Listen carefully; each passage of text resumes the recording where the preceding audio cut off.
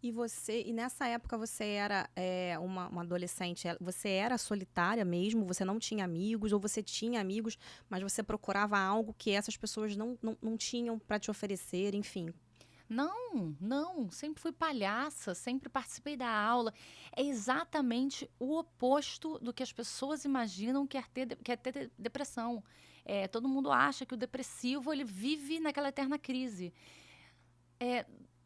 Muitas vezes você se surpreende com uma celebridade quando elas Sim. saem e anunciam que estão cuidando da saúde mental, ou que têm depressão, que tomam remédio, que se tratam, que vão ao psiquiatra ou psicólogo.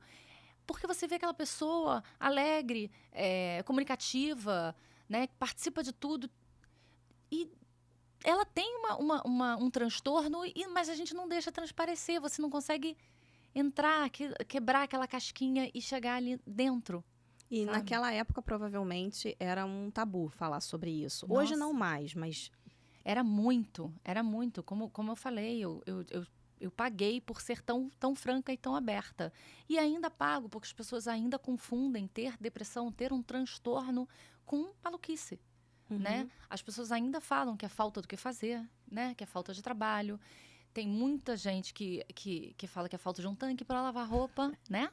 Então, assim, é o oposto, na verdade. Ninguém quer ter depressão. Depressão não é preguiça, depressão não é tristeza. Não é. Depressão é uma doença. É que nem diabetes. Você não quer ter diabetes, mas você tem. Então você vai tratar aquela doença da melhor maneira possível. É exatamente assim com a depressão. Eu não pedi para ter depressão, eu não escolhi isso, eu simplesmente tive. E vou vivendo e vou tratando da melhor maneira possível. Hoje em dia, muita gente coloca, entre aspas, a culpa em redes sociais. Ah, tá com depressão por conta das redes sociais, tá se isolando, tá, enfim, tem muita gente que vê a vida do outro e fala, ah, tô em depressão porque, na verdade, isso não chega a ser uma depressão propriamente dita, né? Isso a gente pode tratar de uma outra forma. Eu Mas acho que as antigamente não redes. tinha nada disso. Não tinha as redes sociais. Quando você se isolou, seu pai já, na hora, ele achou já teve esse insight. Já.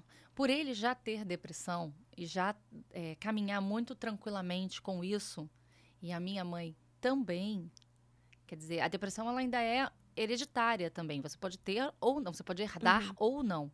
O meu irmão, por exemplo, não tem. Ele percebeu.